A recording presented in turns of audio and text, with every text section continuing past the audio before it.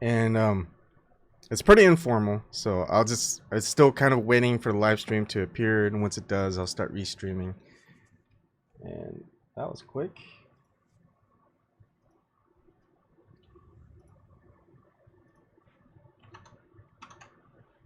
Starting here and starting here. Make a post on Gab.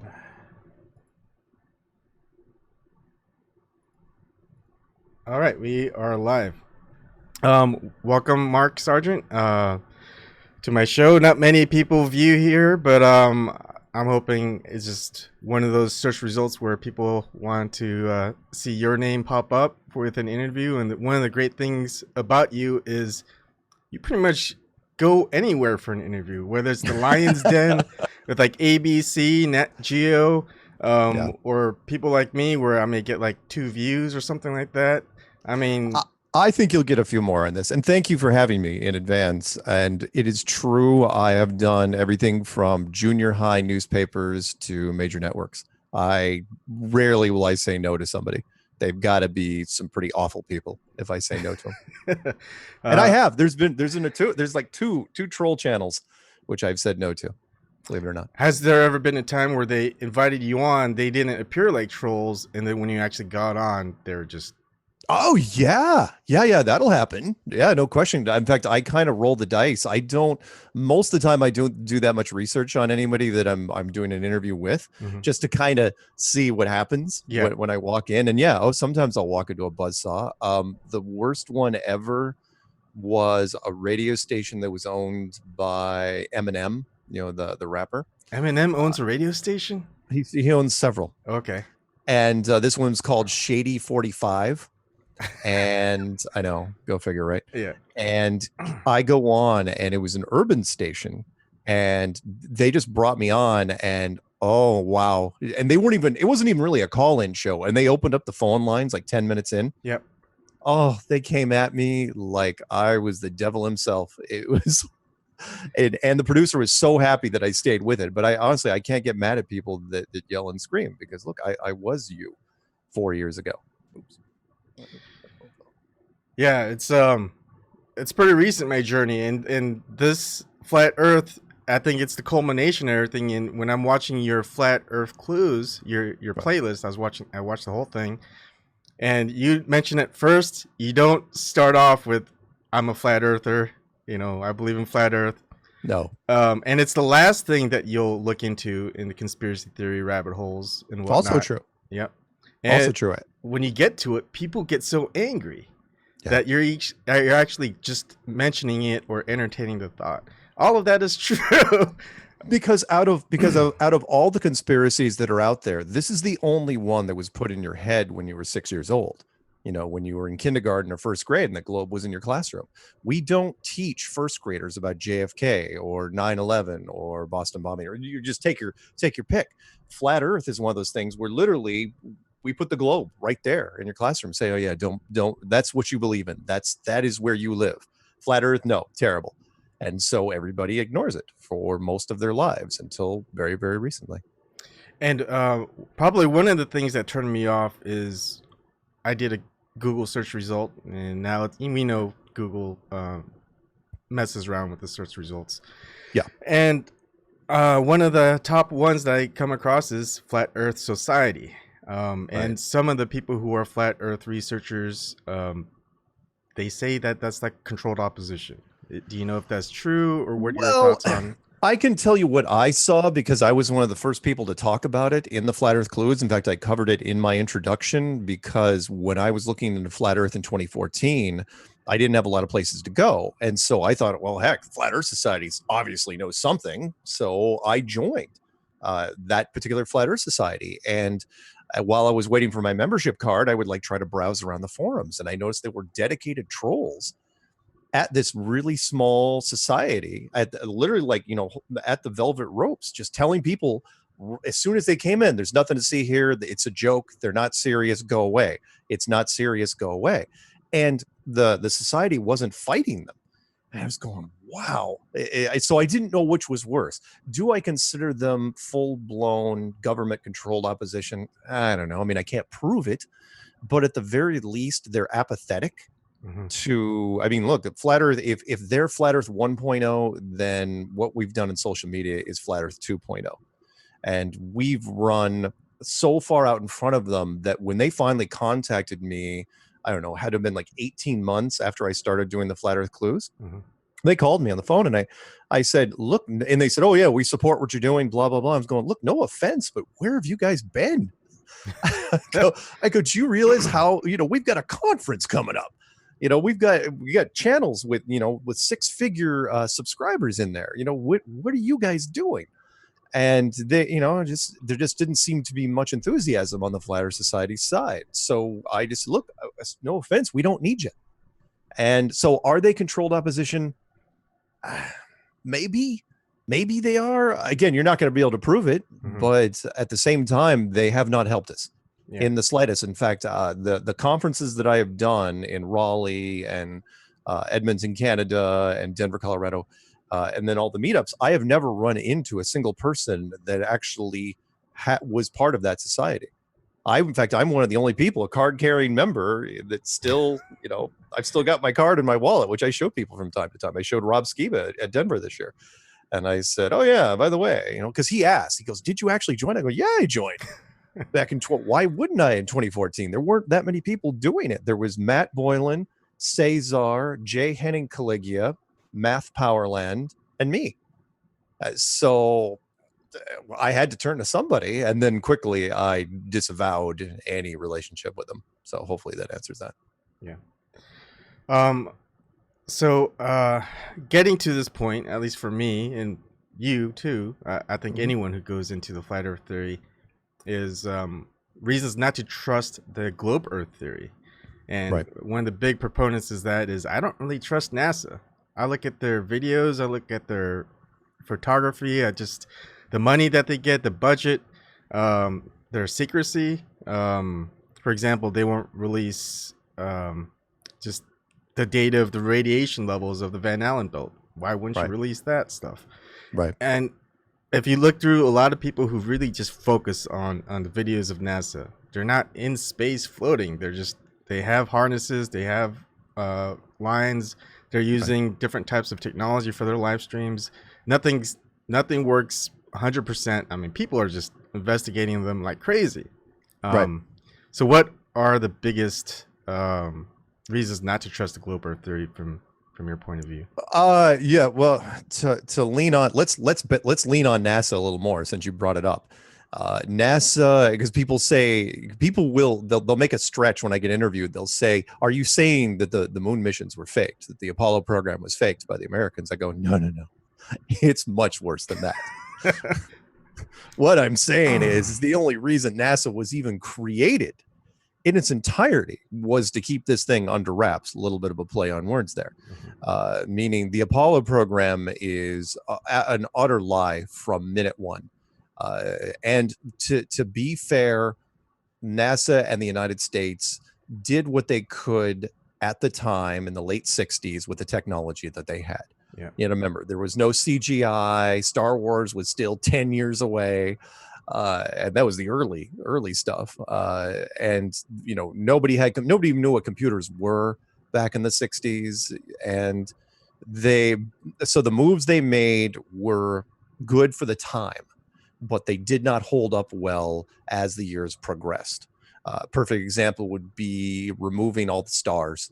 When you're on the moon, there's no stars. No stars can be seen, and they did that for a very, very obvious reason, which is, what if we get the constellations wrong? Because we're dating time stamping everything.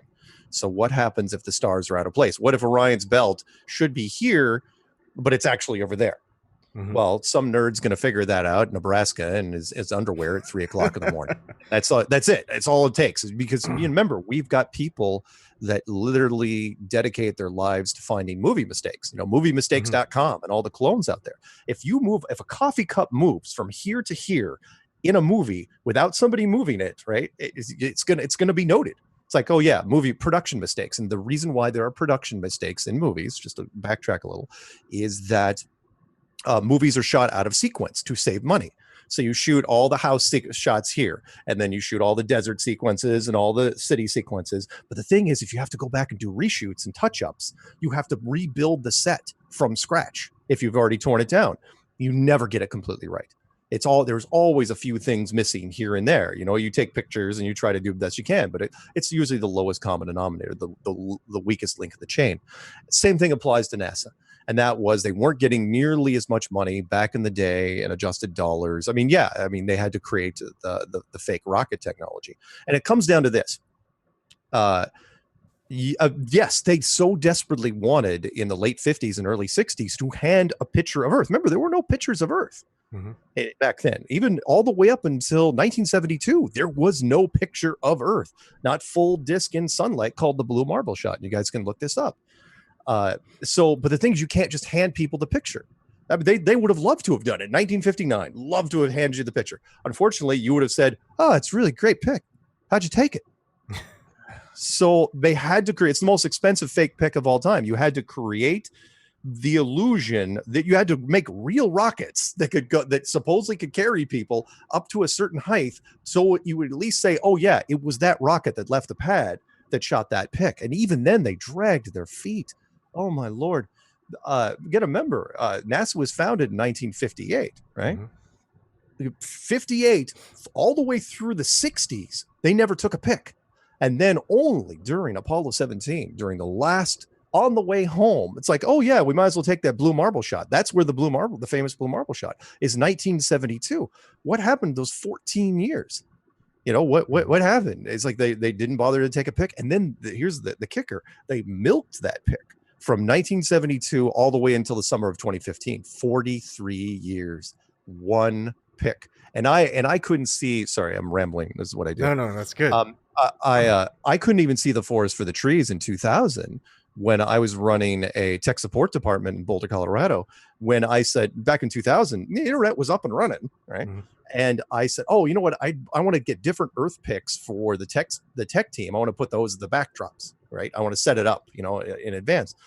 And I remember on a weekend I was going in, I was doing Boolean strings. I was going Earth from space, picture of Earth from space, every combination. And I only saw one pic, and that was the Apollo 17 blue marble shot. Just rows and rows and rows and rows of the exact same pic, only different resolutions, slightly different tinting. But you could tell it was the exact same pic. And I'm going, NASA, you suck. You're terrible at it. Your internet presence is awful. Get a new pitch. And I gave up on the idea. Didn't even occur to me what was going on. And only a few years later, when what was his name? Simmons from NASA, when he made the first iPhone backdrop, which is a blue marble shot, he was the guy that came on and said, oh yeah, I had to create it from scratch because there were no pics of the Earth I could use.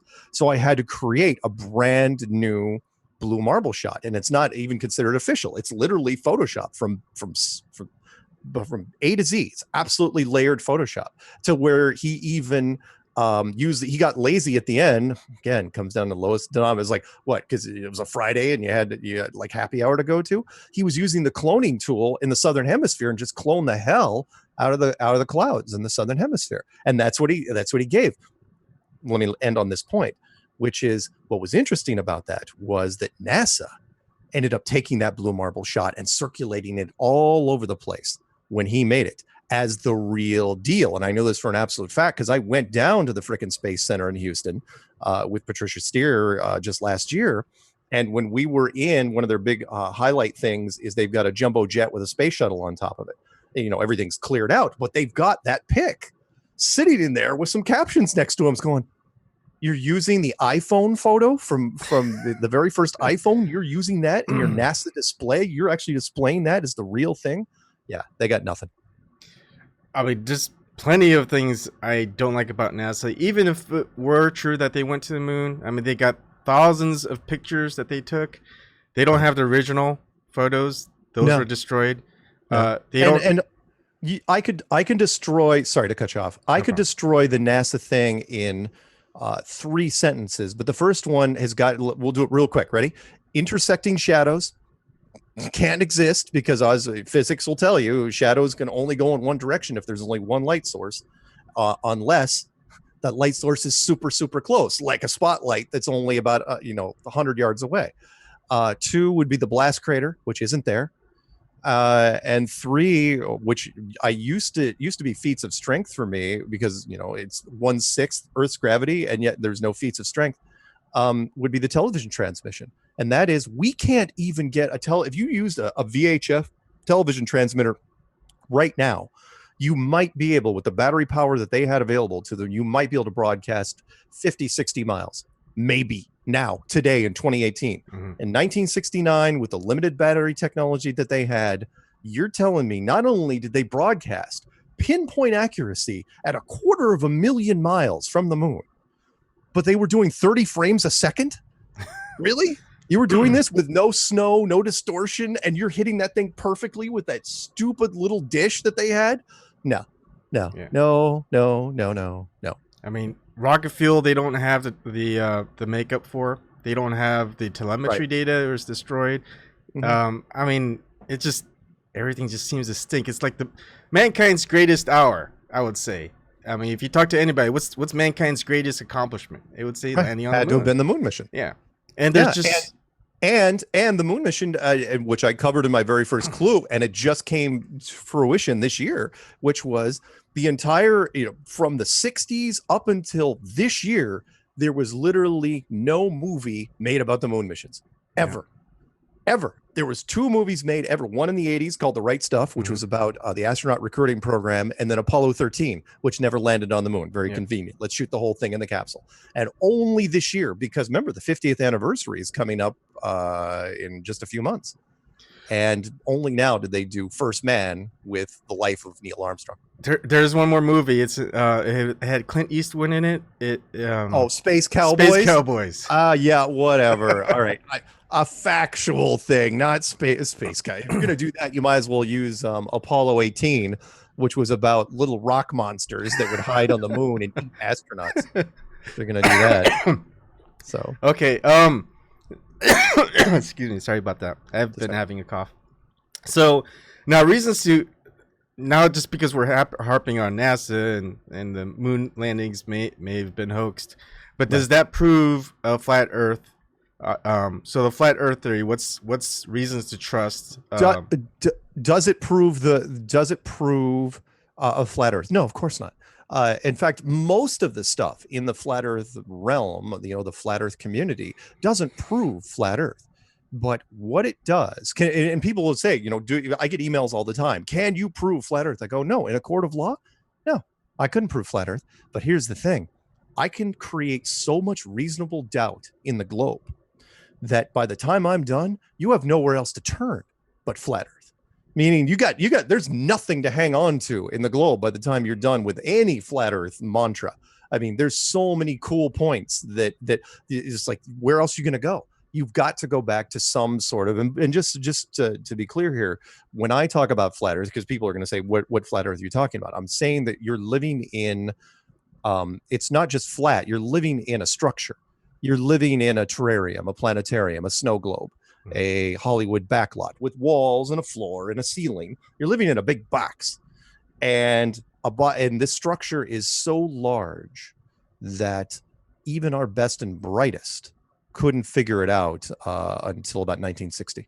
Meaning, for thousands of years, our best people could not figure it out. And when they figured it out, they're like, "Yeah, we're gonna lock this thing down we're not gonna, why tell anybody?" The shock waves that would go through the system could potentially disrupt a great deal, and so they decided to keep it a secret.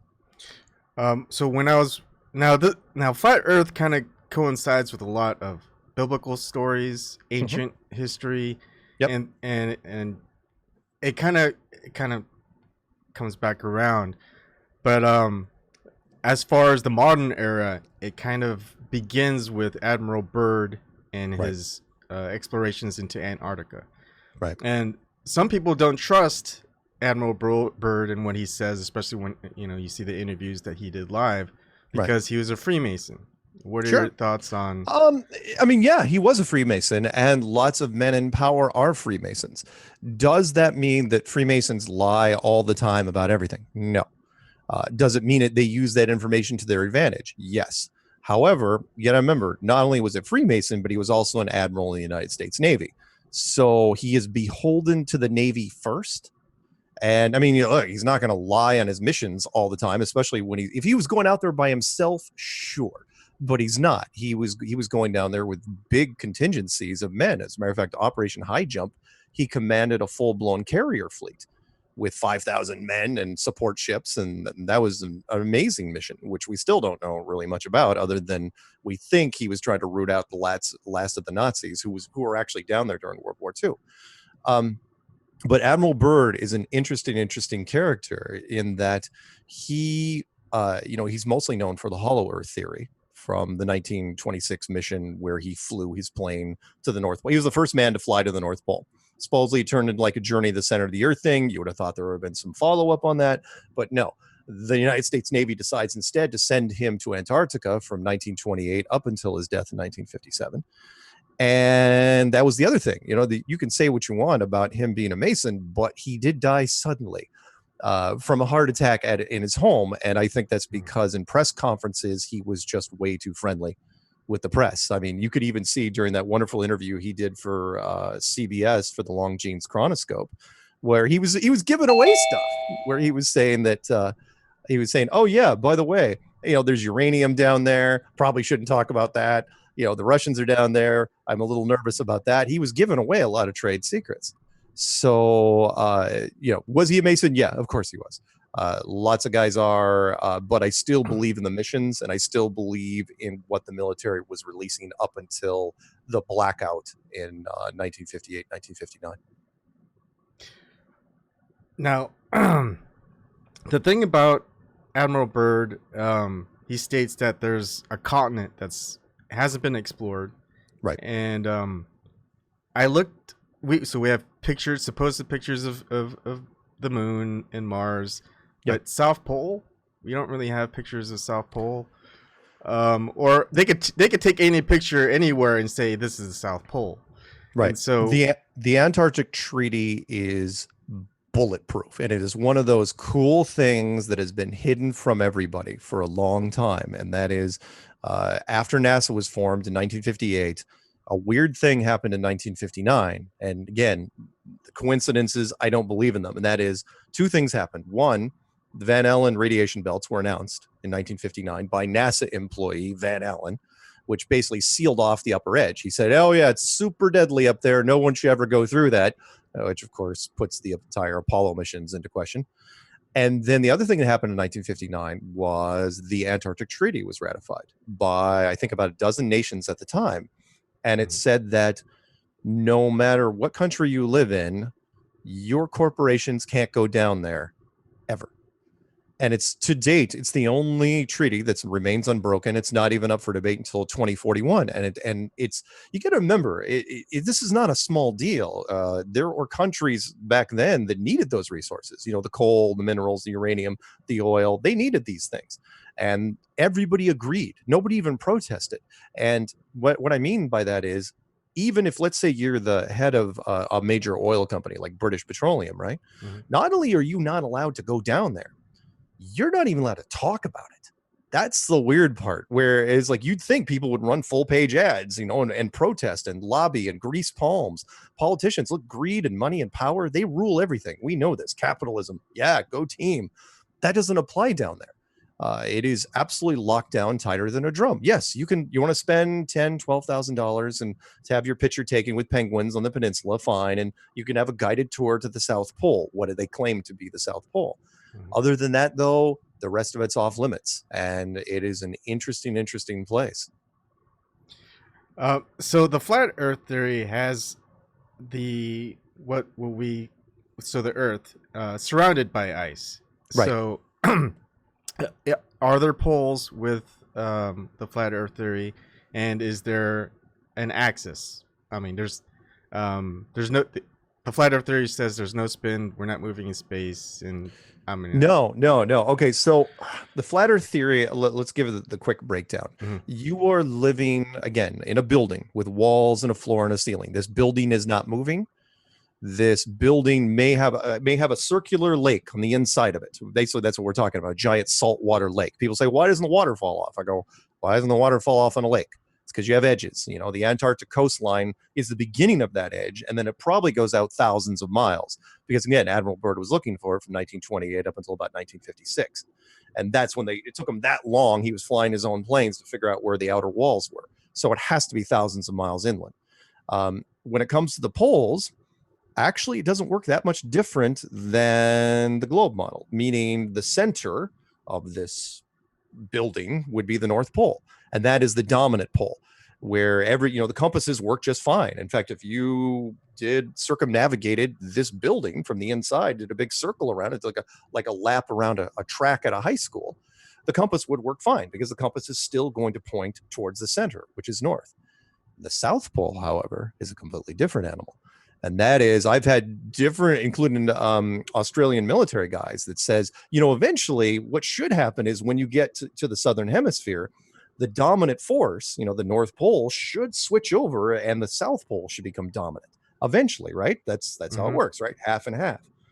He goes, it never happens. He goes, there is no true South Pole. Yeah, there may be a weak magnetic force out there. He goes, but it doesn't do anything compared to the North Pole. In fact, we cannot find a dominant magnetic South Pole. So I thought that was very, very interesting. Yeah, I think if I had the means to do it, you go to 4 directions from the North Pole, east, south, west, and just whichever directions you can go, and just keep going the opposite direction of north and see where those different directions end up. That'd be tricky to do, though, because remember, in a flat model, there is no north, south, east, or west. Yeah. There's only the center, at which we, of course, instinctively call the north. Mm-hmm. And then the rest of it, I know we're dying to put a north, south, east, or west on this thing, but okay, where is it exactly? So you have to come up with a whole new, oh wow, I don't even know how you do it exactly. You'd have to make up you'd have to call the center, and then the north wouldn't be magnetic north anymore. It would just be north, south, east, and west. So that's how you would do it. But you would have to ignore, if you were going to try to do what you do and make it to those points, you would have to ignore the compass eventually. You would have to fly, opposite from the compass in 4 different directions. You basically couldn't even start navigating from it unless you were at the center. That's how you would start. And then, yes. Everyone would have to start at the North Pole. And go you'd have to start at that center point and then hope to God it was magnetic north somewhere in the center there. And make it. And you'd have to also bypass GPS, because remember, GPS, not to use a line from the Matrix, works for the system because the GPS is a DoD system that the United States came up with in the mid-90s. And that's what we've relied on ever since. And the GPS, when it gets to a certain point, is a lie. You want to go from here 300 miles away to visit your friend in another state? Yeah, that's fine. But when you get away from any landmass, approximately 150, 200 miles, the GPS system stops working. You'll see your little icon there. You're not blinked away, but your latitude and longitude go into question marks. They say estimated or approximated, which basically just means we have no idea where you are. Just keep flying in that direction. We'll pick you up eventually. And that's what everyone does. They just go like, well, okay, we're on that heading. We'll just stay on that heading. And then the GPS picks back up once they get within land radar range. So the question is, if it's 32 overlapping blanket coverage satellites, there should be no dead spots. There's dead spots not just in the Southern Hemisphere either. There's dead spots if you want to go to Hawaii from San Francisco or Los Angeles. Once you hit, because there's no islands between here and Hawaii. Once you're heading out that way, blink, it's gone. Latitude and longitude are gone. One of the thoughts that I had with, because I saw your video on, if you live in the Southern Hemisphere, try to find any route to any other place in one nonstop flight, and I haven't been able to do that yet. But they are out there. There are a few, but they are so. I mean, I wouldn't have made the video if I wouldn't have run into the same thing you would, which is, what we're talking about here is anywhere from Africa or South America or Australia to anywhere else, in the Southern Hemisphere. And what was staggering to me was at least 95% of the flights were connections in the Southern Hemisphere. Bad connections. I mean, most of them going way out of their way to go up north for what? Don't tell me they're picking up people. No, it's because they have no choice. It's the map is an utter lie. And so then a couple of people said, oh, there's a couple flights here and there. I mean, just a handful. I'm going, so and that part bugged me. And then I started looking at those closely. I was following those flights, and that's when I first saw the latitude and longitude disappear. I was like, oh yeah. I mean, there's a lot of people that could say, just they're just not populated enough. Not a lot of people would go and fly at this point of this country. But I was thinking, all right, all we have to do is look at the code, the software for the flight trajectories, right? Because if they were going to point A to point B and it was actually a flat Earth, they would have to change the calculations within the software. Otherwise, pilots would have to do that on their own and know which points. But then there'd also be that secrecy. It's like humans are prone to talk. They're prone to. Well, they are, but at the same time, we take a lot of things for granted. We take a lot of things at face value, including pilots. In fact, the pilots that I've talked to, and I've got a big subject matter list of military people and pilots and engineers, that all say the same thing, especially pilots. They say, oh yeah, we see a flat horizon when we're flying. We get above the clouds and it's always flat, right? No matter what altitude. Once you get above the clouds, it's the horizon rises to your eye level. He goes, but we know it's a globe because we're told it's a globe. And I go, so why don't you say anything? And he goes, what, are you kidding? he goes, one, pilots, their main goal in life, because it's still a tricky business. There's a lot of autopilot, but your main goal is to get from point A to point B without crashing. Mm-hmm. That's your main goal. He goes, and there's so many little things you have to do along the way that by the time you're done, it's just rinse and repeat. And it's like, well, whatever. And plus, even if you did believe the maps were wrong and the earth was the shape of the earth was wrong, who exactly are you going to go to? Who are you going to go to first? I mean, seriously, you're going to go to the company you're working for? You're going to go to Delta or United or KLM? Or are you going to go to the FAA? No. You tell anybody you're benched. Yeah. That's it. I mean, I wasn't kidding when I said in the clues, look, their pilots are benched even if they officially talk to the press and say they saw a UFO. Right. And that's happened multiple times over the years. Pilots will get benched for that. If you go on and say, I mean, seriously, come on, between you and me, are you going to get on a plane with a flat Earth pilot? A pilot that actually believes in flat Earth? There's a lot of people that'd be like, yeah, no, I'm not going to do it. Yeah. Not going to happen. So. It would be bad for logistics for the airline. Plus, you can't talk to the government. Government would know about it. You can't talk to the mainstream corporate media. Which I want to talk to you about because you did a couple of interviews with one that I saw, which is banned in the US in YouTube, is the one with Nat Geo. Nat Geo, yep. And at every corner, they want to put flat Earth theorists in a bad light. I mean, that one in particular, they were coming after us. I mean, come on, it's Nat Geo. Yeah, it's got Geo in the title. Yeah, which is there's your Earth right there, and I knew that going in. In fact, I didn't want to do that interview. They paid for it was an all expenses paid trip for me to go to Los Angeles because, in fact, they contacted me when I was at a film festival in Toronto. And they said, hey, we want to do a thing in Los Angeles. Can you organize a meetup down there and go to this experiment out at the Salton Sea, which wasn't ours. It was a debunking experiment. I go, no. I go, there's plenty of people in LA. Contact them. I don't want to do it. And then they called me back. Said, come on, we'll pay. It's like, fine, I'll do it. So I go out there and I shoot with them for 3 days. What you saw, because I think I sent you the links to them. What you saw was what was left after they chopped that thing to hell. I mean, people were giving me grief. They're saying, why didn't you, come after, why didn't you do more rebuttals against, the debunkers? I go, I did for hours on end. I mean, I get to where my voice was shot, where I was just yelling on the beach. I was going, look, this is wrong. This is wrong. This is wrong. We don't do this experiment here. Here's all the experiments we have done. I listed everything off time and time again, and they were having none of it. They were not going to use it. Now they shot it; it's all on there, but they weren't going to put it on television because remember, Nat Geo wants to make scientific enthusiasts. They want to make them feel better. So painting us and saying that, oh yeah, flat earthers, you don't have to worry about them. But the thing was, even they couldn't leave out the part where, like here, I'm sorry to go off in a different direction slightly. They even mentioned if you listen to it again, towards the end of the interview, they said more young people are looking into flat Earth.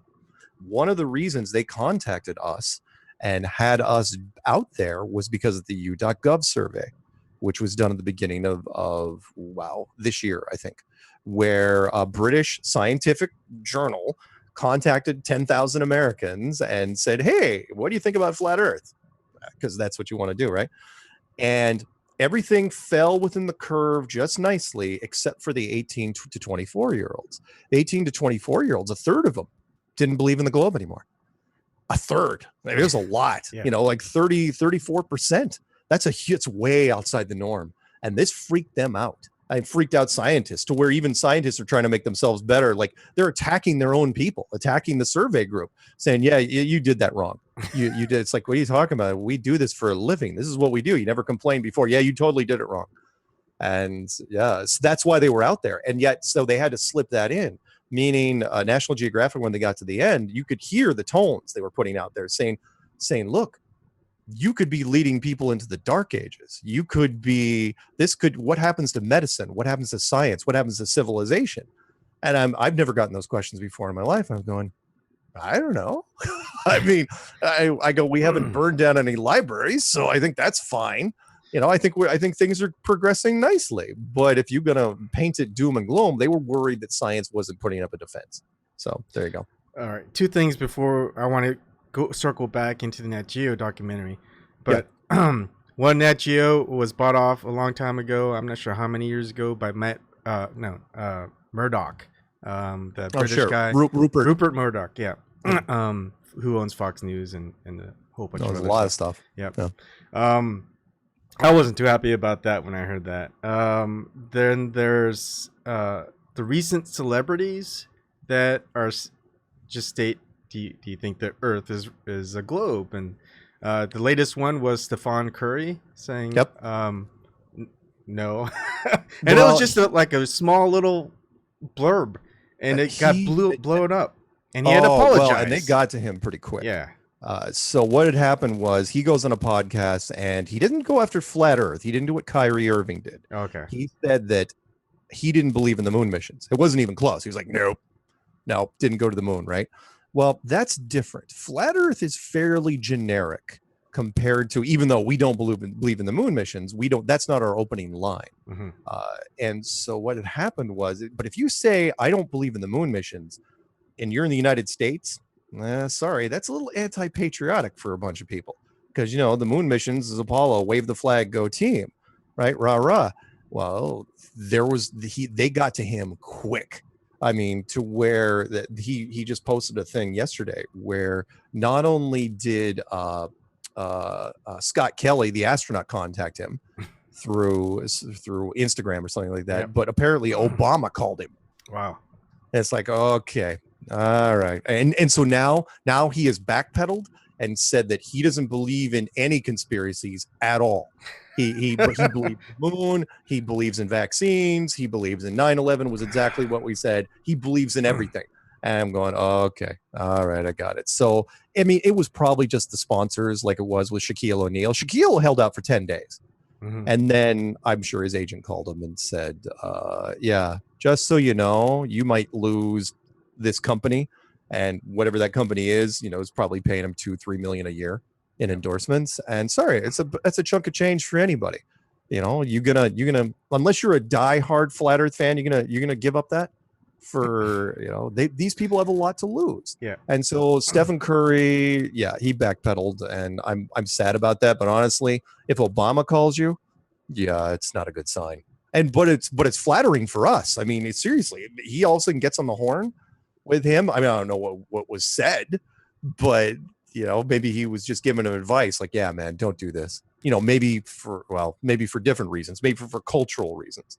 It's like, don't do this to us. You're Well- making great progress. Don't do this. Well, it's funny because a lot of people who view my show, I used to do a lot of politics before, and especially with what's his name, Bernie Sanders, and he was gonna be like, "I'm fighting all the way to the national convention, Democrat national convention." Then he talks with President Obama. He comes out, Hillary Clinton's the nominee.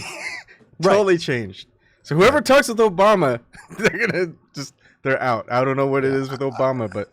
Yeah, again, well, I mean, it would be that what other president could call him. I mean, it's got to be a Democrat, because most of your sports guys are on the Democratic side, so it's not going to be George Bush or like Jimmy Carter could call up Stephen Curry, and Stephen Curry be like, "Who are you?" Yeah, you want to know who Jimmy Carter is?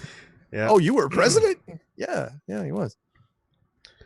Oh, I want to go somewhere else.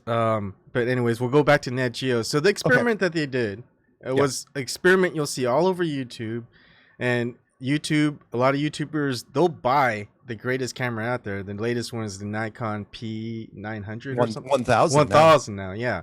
So it's crazy zoom. So what they do is they'll just zoom in on the horizon. They'll just put an object out there, and they'll just keep zooming in. And there's no curvature, and there's curvature calculations. I think the calculation is for every mile, the curvature is 8 inches. Well, it's 8 inches per mile squared. Okay. Which usually intimidates people because everyone forgets their high school algebra. And that is 8 inches times every mile times itself. So if it's 3 miles, it's 3 times 3, which is 9, times 8 is 72. 10 miles would be 10 times 10 is 100, times 8 is 800 inches.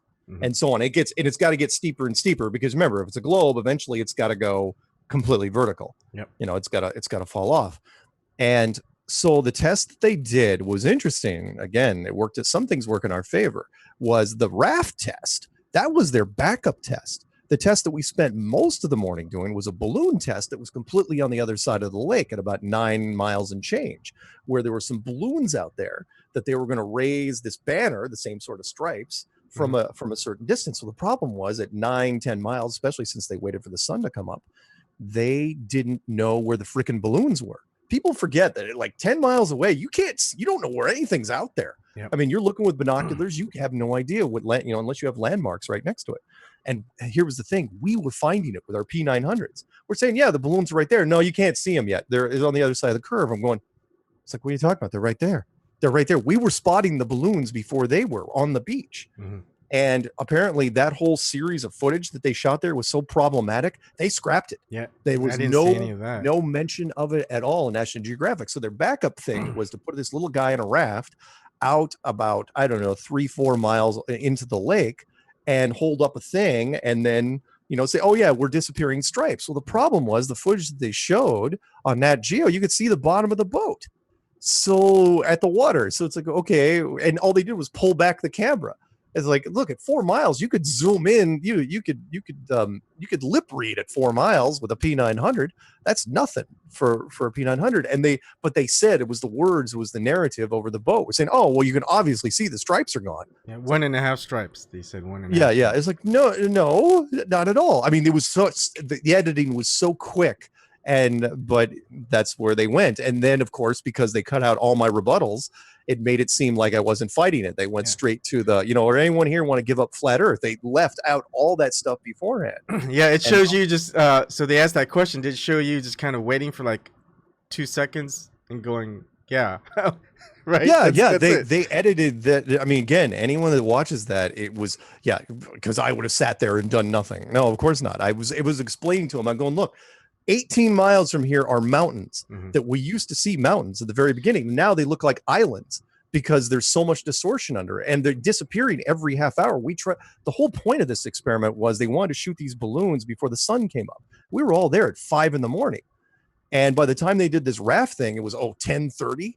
I mean, the sun was way, way up and the distortion was beyond ridiculous. And I go, this is why we rarely do these tests during the daytime anymore. We do them at night. We do them in cold weather. We use lasers, and we've done record. Oh my God. They left out the entire argument between me and Jim Underwood.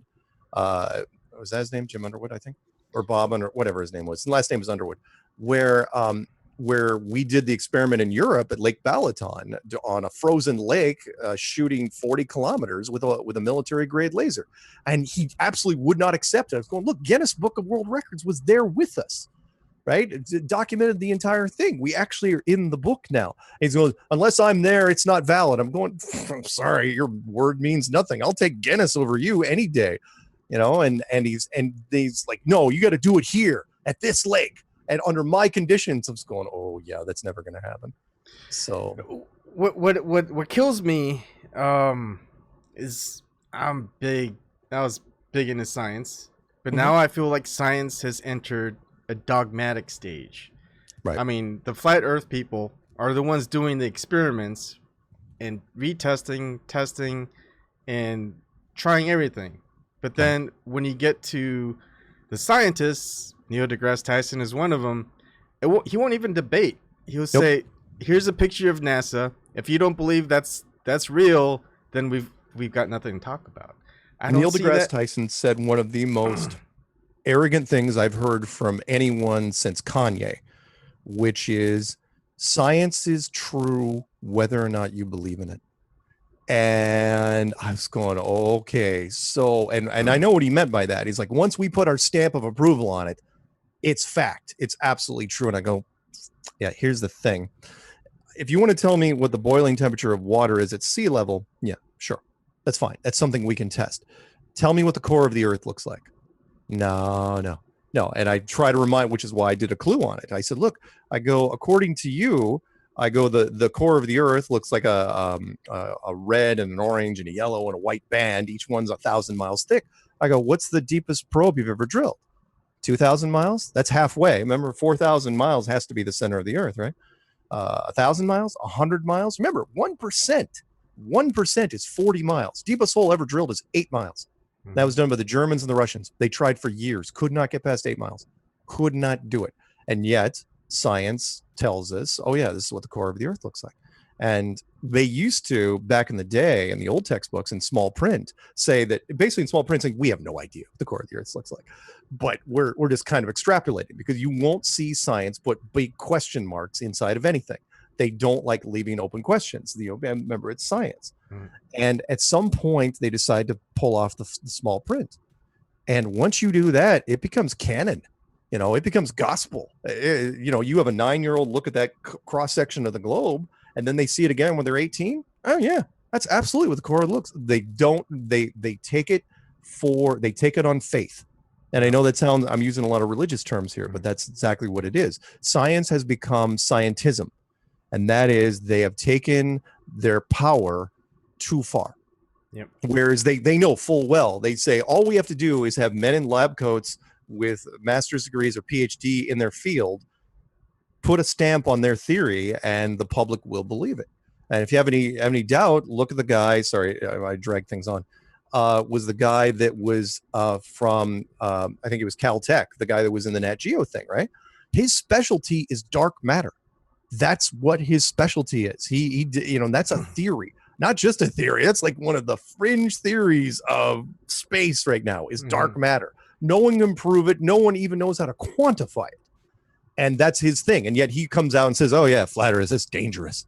That's dangerous to me. That's dangerous to my establishment. It's like, yeah, damn right it is. Yeah. Making up dark matter. Come on. What's easier to, it's easier to swallow flat earth than it is dark matter. So one of the things that, so my professional, I guess, expertise was in quality assurance for software. That was just kind of my thing in tech. I used to do that as well. Yeah. And to me, it feels like the globe Earth, a lot of scientific theories out there, you're supposed to just take their word for it, is if they give you a software and saying there's no bugs in the software, and I'll call bullshit. And they go, there's bugs in the software. It's like, no, there's no bugs, and that's why we don't have a QA team. So the reason why you don't found any bugs is because you don't have a QA team testing it, and therefore you're saying it doesn't have any bugs, and we don't have QA team, so obviously it has no bugs. But then if you're quality assurance tester, you're like, bullshit. You'll test it and go like, here's a bug, here's a bug, here's a bug, here's a bug, and they'll be like, those bugs don't even matter. It's out there. People use it. That same works. sort of logic also appears on the gravity vacuum of space argument, which is okay. Why is the atmosphere not being torn off by the vacuum of space? You're talking about a small object proportionally, to the rest of space with this tiny wispy little atmosphere on it, and it's not being ripped off by the immense power of the vacuum of space. Well, it's not, and they say, well, it's because of gravity. It's like, how can you say that's the only answer? Well, because if it wasn't, we'd be dead. It's like, so you're saying the fact that we're alive proves gravity. That's what you're saying. Well, yeah, it has to be. It's the only exclamation you possibly have. It couldn't be that we're in a pressurized system, not that we're in some sort of enclosed building. That couldn't be it either. Well, no, it can't be, because that destroys the rest of space. So the only thing we have is gravity. And I have never seen... gravity is going to be the bane of my existence before it's over. Everybody brings it up, and they use it as a cure-all. It's like a snake oil for scientism. Do they know exactly how much gravity will keep an atmosphere? No, because they don't know what gravity is. That's the part that kills it. Again, you ask any scientist, they all said the same thing, which is, we can't tell you what gravity is. We can only tell you what it does, because we can't replicate it. And because we can't replicate it, there's nothing to compare it to. So gravity is this magical, invisible force that pulls things to the center of a globe, right? And people say, well, do flat earthers believe in gravity? I go, well, I do. But my definition is almost identical to what the globalists say. I say that gravity is this magical, invisible force that pulls things straight down to, in the structure. That's all it is. If you want to say it's mass, that's fine. Prove it, right? We've until you develop a unified field, yeah, gravity is what we always thought it was. It's magic. Yeah. I'm not quite there on the flat Earth theory. I just know that there's just a lot of anomalies and. But do you believe in the Apollo? There's the start. No. Do you believe in Apollo? No. All the research, all the videos, all the images, no. I mean, if you catch them lie once, and there's just once, and there's just the logical factor is, I've had people 8 out of 8 first attempt at landing on the moon, it went without a hitch. Right. 7 more times, not a hitch, and then we're not there 50 years later. Oh yeah, and no spacesuit has ever failed. Mm-hmm. No astronaut has ever died, with the exception of, well, we won't count Gus Grissom, the Challenger that was on the launch pad, and another shuttle supposedly on re-entry, which we know very little about because there was almost no footage on it. Mm-hmm. But when it comes to Apollo, I've literally had people, I'm not kidding you, and this goes with the logic you were just mentioning, say that, okay, fine, the moon missions are super fishy, I'm not buying it, but that doesn't mean the ISS is fake. I say, okay, here's the thing. If you're going to lie about one thing, you might as well lie. This is criminal 101, right? And that is, if you're going to shoot one guy, you might as well shoot everybody, because the punishment's the same. Whether you shoot 10 people or you shoot 2, you're going to go to jail for the rest of your life. So if you're going to fake the moon missions, why wouldn't you fake everything else? But to your point, where again, you're not on board, that's fine. I'm not, well, all God's children, I'm not judging. But at the same time, you're probably in the same place I was years ago, where I said, years ago, I didn't believe the moon landing was real. Mm-hmm. And I couldn't come up with a good enough reason why, which was, why do you fake the moon landing? Why? I go, is it the whole rah, go team, USA is number one, that sort of thing? I go, that's good. That's a good answer, but it's not a great answer. No. When I got into flat Earth, that's when it changed for me. It's like, oh, of course. It's not that you wanted to fake the moon landing. You had to fake the moon landing.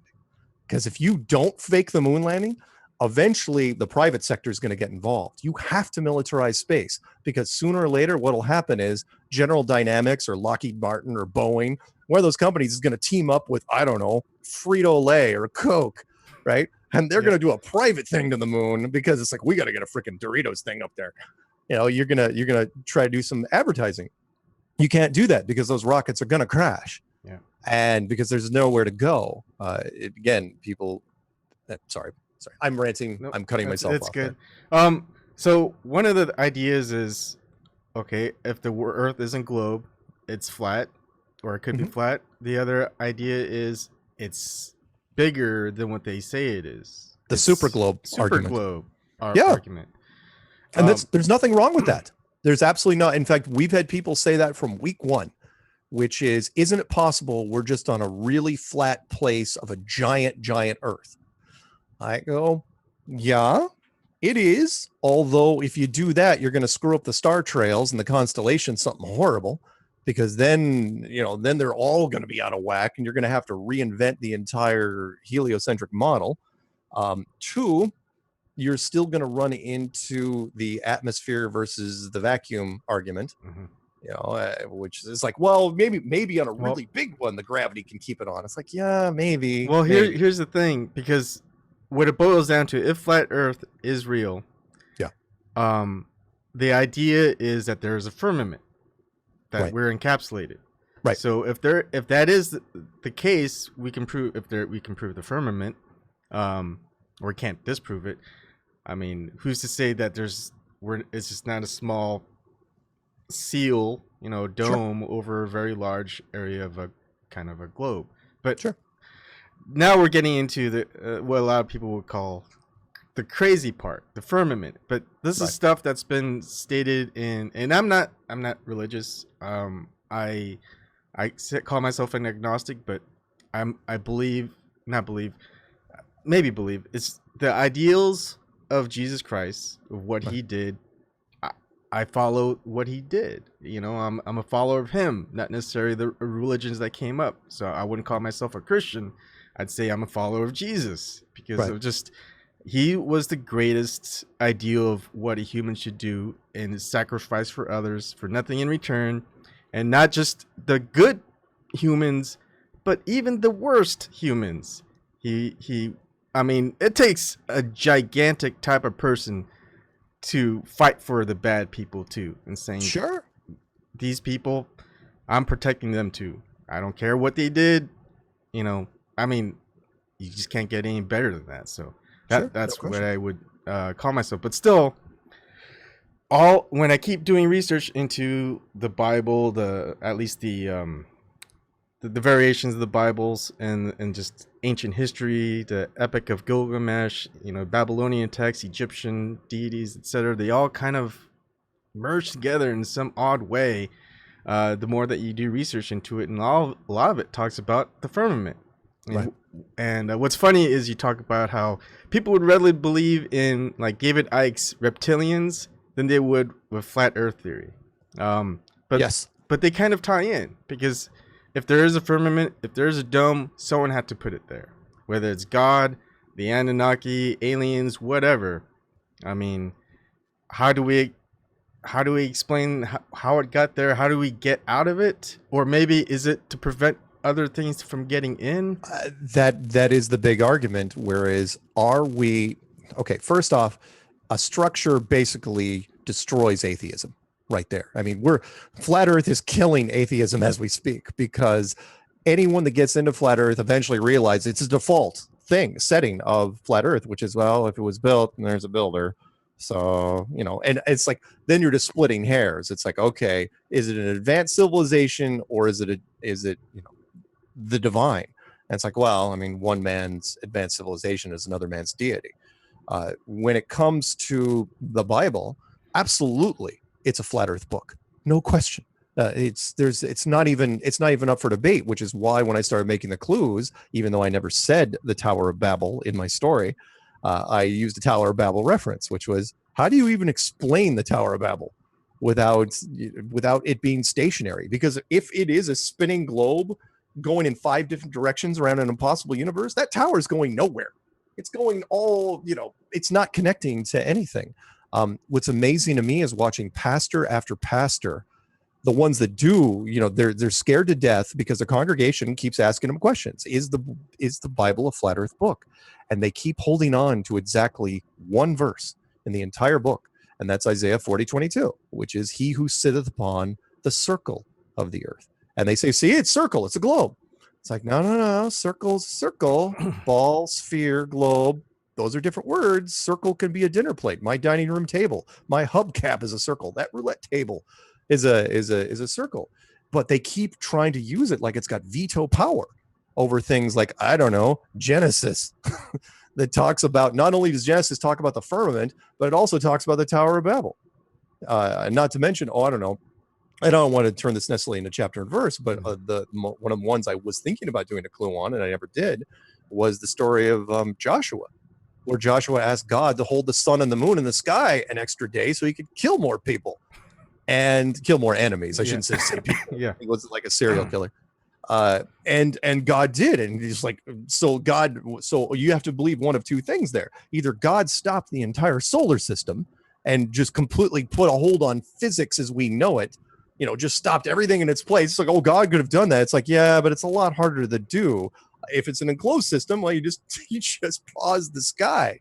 That's easy. That's super easy to do by comparison. And then it's like, oh yeah, let's make it, that's the Truman Show. Yeah. Just keep the sun in the sky for an extra day. Oh yeah, he's having fun. Let him go at it. Now I've been doing a lot of research onto Protestants in the Catholic Church. Yeah. And Walter Veith is what I've been kind of watching for a while. He's a Seventh-day Adventist, but he tells a great story. He started off as a Catholic, and he became an atheist, then Catholic again. It didn't work. Went back and went to Protestantism.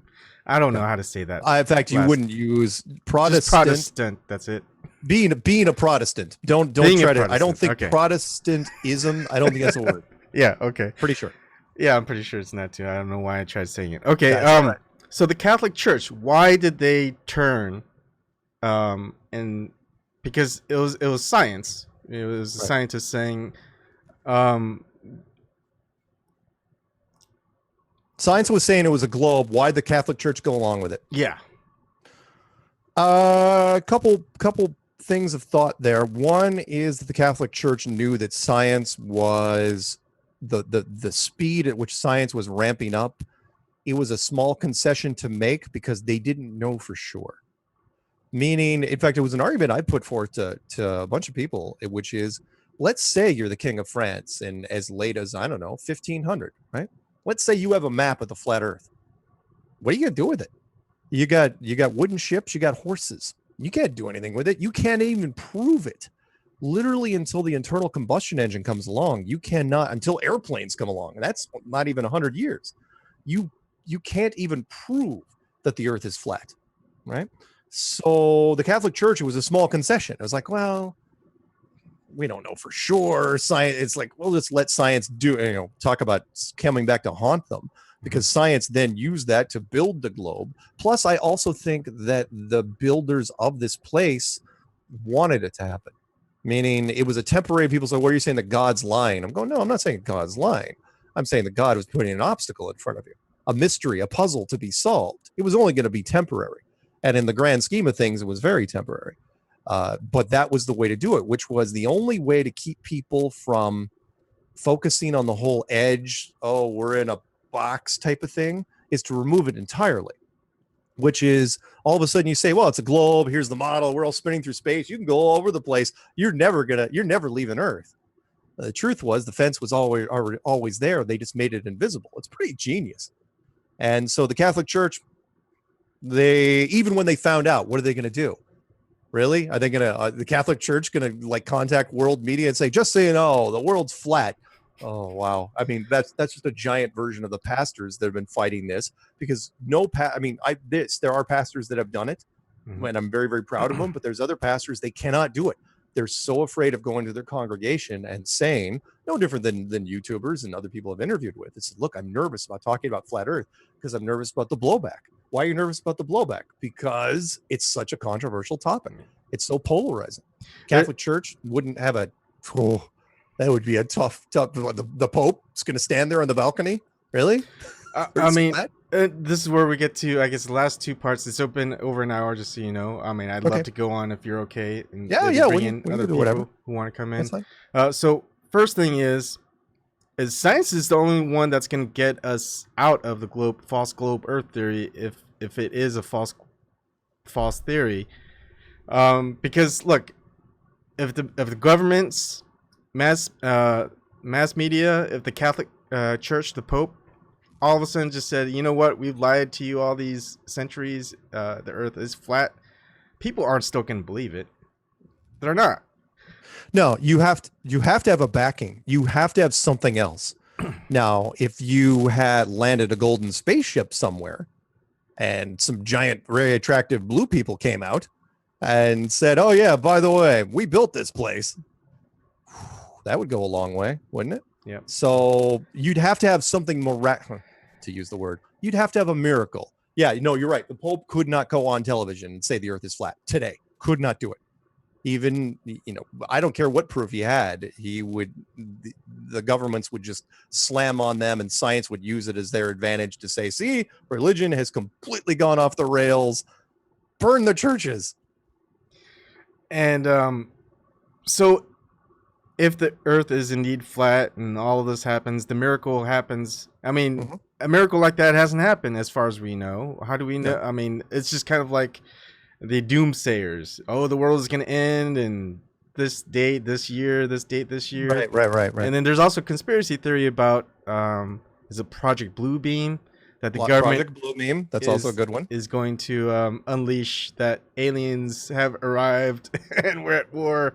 And I mean, it's people would buy it if you did it in enough cities, and if the illusion was strong enough. Remember, the key here is social media. And that is there's 7 billion people in the world. There's 6 billion smartphones, which means, not to use again the criminal thing, but everybody get on the same, get their stories straight. If you can broadcast the same story across all those smartphones simultaneously, it goes a long way to reinforcing the truth, or reinforcing your version of the truth, the narrative. And so, yeah, you put a bloom beam experiment, you put it over a city and have a whole bunch of people say ooh and ah, and then broadcast that simultaneously. Pretty powerful. And I'm not sure if it's your playlist, the clues, but I thought I saw that what happens when Flat Earth is finally revealed, the breakdown of society, or that they try to prevent it, because if people did find out, people would just kind of stop doing what they're doing. The system collapses. Well, potentially. It's the fork in the road where the two things could happen. And so far, I've actually been pleasantly surprised. I mean, there's been a lot of flat earthers out there, and nobody has done anything super destructive. It seems like one of the side effects of becoming a flat earth member is that you're so open-minded, kind of like me. I will never do anything malicious to another human being ever again in my life, even if there was a gun pointed to my head, because I know that there's something bigger than me watching. And again, I'm not going to be arrogant enough to say, it's this God or this God or this God. I mean, there's 5 religious houses out there. I'm not going to condemn 4 of them. But it is... would everyone start running through the streets with pitchforks and torches? No, I don't think so. Because we've conditioned people with science fiction and through movies and television that now, I don't care if you're age 9 to 90, you have some sort of reference to a science fiction type scenario. It's going to freak you out, sure. Will you still go to work? I don't know, maybe. Are you going to burn down the libraries? I don't know. I mean, which is why I kind of talked about the religious groups, which is really the responsibility falls on the churches, because all of a sudden you're giving the churches a whole bunch of leverage. And that is, you're saying the church comes back and it's like, oh, you can almost hear them cracking their knuckles, getting ready, right? Going, okay, science. So we're wrong about this globe thing. What about let's revisit stuff like evolution and the Big Bang Theory and carbon dating and dark matter and everything else, right? Oh, science would be on the ropes for a while. And so, yeah, potentially it's kind of up in the air. I hope for the best. I really do. I hope that it's a kumbaya moment where everyone comes together, but at the same time, the powers that be don't like relinquishing power. Mm-hmm. So it's not really in their court, which is, what do they do about it? What do they turn it? Yeah, because you could turn it into the apocalypse, which is what I said in Nat Geo. I said, look, it absolutely could turn into the apocalypse if you wanted to. I mean, if you wanted because flat Earth is so big, if you wanted to distract people from it, what better way than to start some new war? Thing is, who's the war going to be with now? China is our biggest trade partner. Russia, whatever. That posturing, sorry, that doesn't play anymore. That record is played out. Who's left? The entire Middle East? They're not unified. So And what that's been war going on for decades. They need someone new to. What? I mean, is it some new terrorist group? I just don't see any war happening unless you come up with a new villain that we haven't heard about, and right now they'd have to pull them out just out of left field, and no, I don't think anyone would buy it. Which is kind of like, sorry, there's certain stories that don't get traction, sort of like when they try to push Elon Musk's Tesla in space, which was they showed that for a few days, and then social media was like all over, like hashtag fake, hashtag not real, hashtag are you kidding me? People weren't buying it, so they just cut the feed, and then all of a sudden we didn't hear about that car anymore. And it was like, oh yeah, I see what you do there. You're trying to see if you could fake space on the cheap. No one was buying it, and especially us. Oh, we tore that thing to shreds. Anyway, sorry. No, it's good. I'm gonna let some people in. I'm gonna give them the info to join, and hopefully no one's out there just wanting to troll. And oh, that's fine. I don't mind trolls. All right, one person is waiting. Is this Nash? I can't hear anything. Yeah, I can't hear anything yet either. Anyways, we'll wait and we'll keep talking. How much longer can you go? I will, dude. I'm completely with you on this one. Okay, awesome. You can do whatever. So I see a lot of I mean, what I love about what you do is where are your monitors, by the way? So I have one here, I have one here, I have one here. My entire basement is like a kind of, I call it the Bat Cave or Batman Cave. No, I can see you looking up like way higher. I've got a big monitor and I'm looking, your camera's right up here, but you're looking up here. Yeah, I've got one up there. I need to put one here just so I could share my Zoom. I think you have a call. Yeah, I can't hear anyone though. Is that the one? It's me, baby. It's Mia. Hi. Hi, Mia. No. Hi, baby. How are you? Well, hi, Ebon. Hi. What's up? Is there anything that you want? I haven't talked in a long time. I just look. I haven't talked to you in a while, Mark. Nice to meet you. Nice to meet you. And I can't. Since the last time that we were on together, my whole system has crashed. I don't know what it is with you. I'm sorry. So, yeah. So I'm only talking to you on the phone. I can't watch you at the same time. It just won't allow me to do it. But look, Mark, I'm scratching my head, man. I really am. I worked for SpaceX. Oh boy. Yeah. All right. Yeah, I did on Kwajalein Atoll, and I climbed up 239 feet to install an antenna. Sure. To record. Yeah. March and that's 2007. fine. I'm not saying, by the way, I should probably clarify. I am not saying that everybody that works for NASA and SpaceX and the European Space Agency and JAXA and India and so on and so on.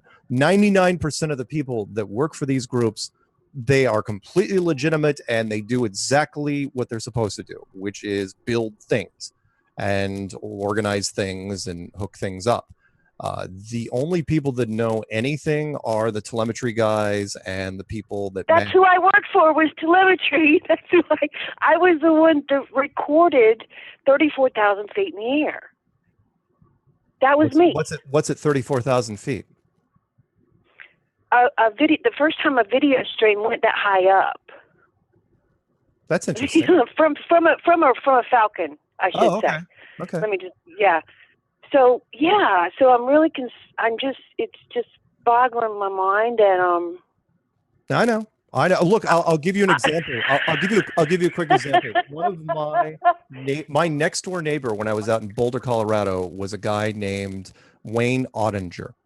and you could look him up if you want to. He was like the NASA garage mechanic for Mercury and Gemini and Apollo.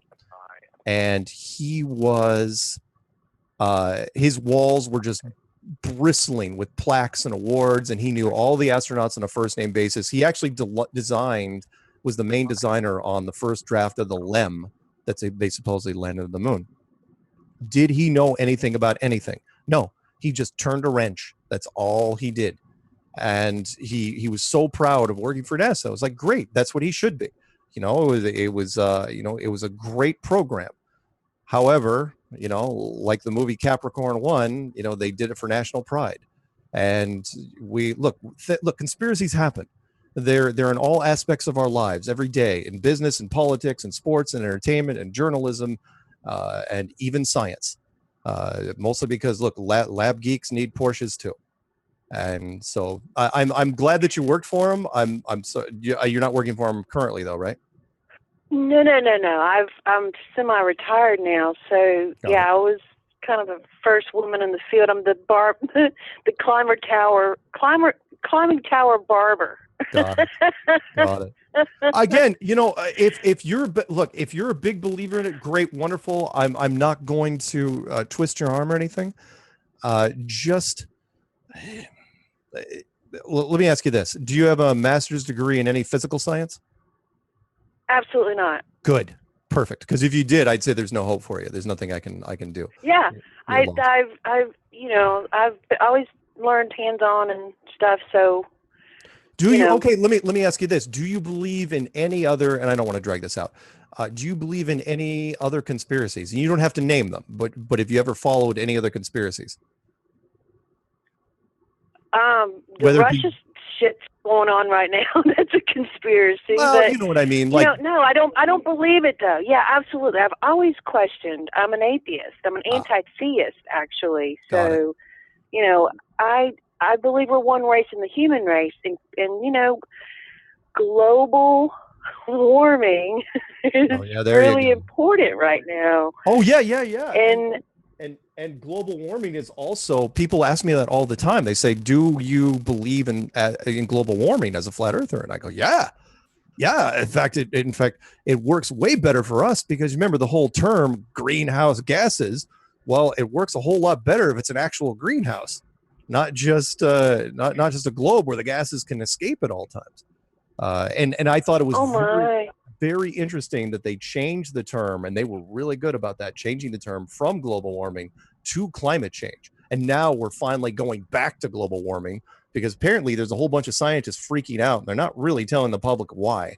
And I think they know. Well, if it was a flat Earth, would it be called flatter warming? I'm just kidding. I see what you did there. No, but it would be seriously. The whole point of a greenhouse is this giant square structure that's enclosed, and that's how the greenhouse works. It traps everything inside it. And gas. So Mark, are we you don't believe in the different planets and stuff? Lights in the sky. If you go to a planetarium and you sound you sound young. I mean, I imagine you're all of probably 39. But I love you. I'm 50. Oh, well, yeah. That's all right. I'm still going to envision 39. And if you go to a planetarium and again, if you're old enough to remember planetariums, where if you looked up at the sky, right? I mean, you could see Mars and Venus and the moon go across and everything. And you'd say, well, yeah, but we're in a building. Those are just lights on the ceiling. And I'd say, well, if you walk out of that building, who's to say you're not in just a much bigger building, like the Truman Show? I remember the Truman Show. Mark, how old are you? I am probably older than I sound. I am 50 now.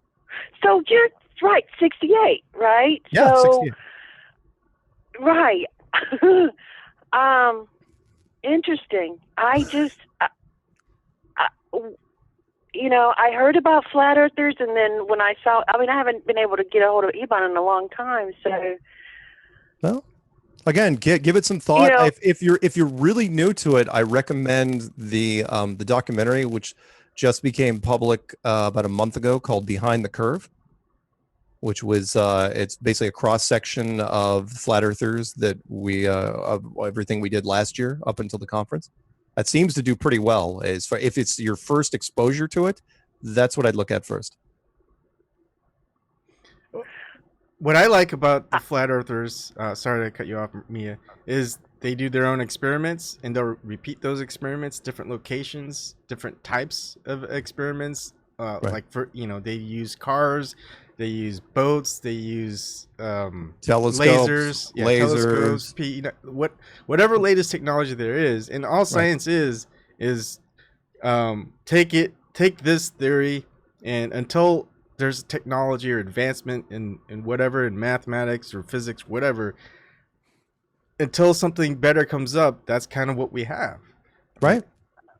And that's always been the case with science.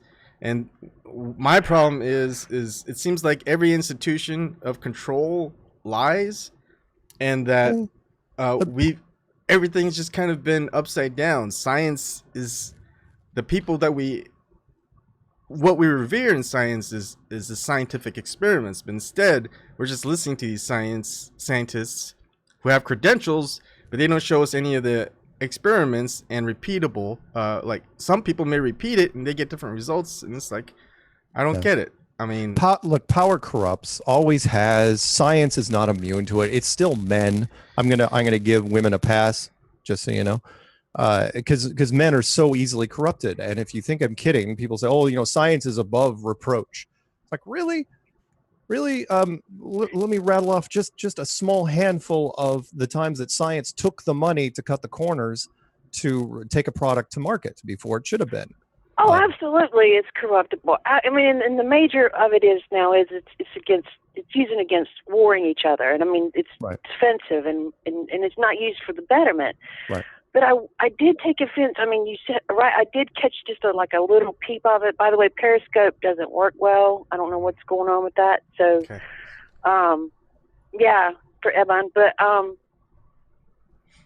you don't think that Elon Musk put that Tesla up into the atmosphere like that? Oh, no.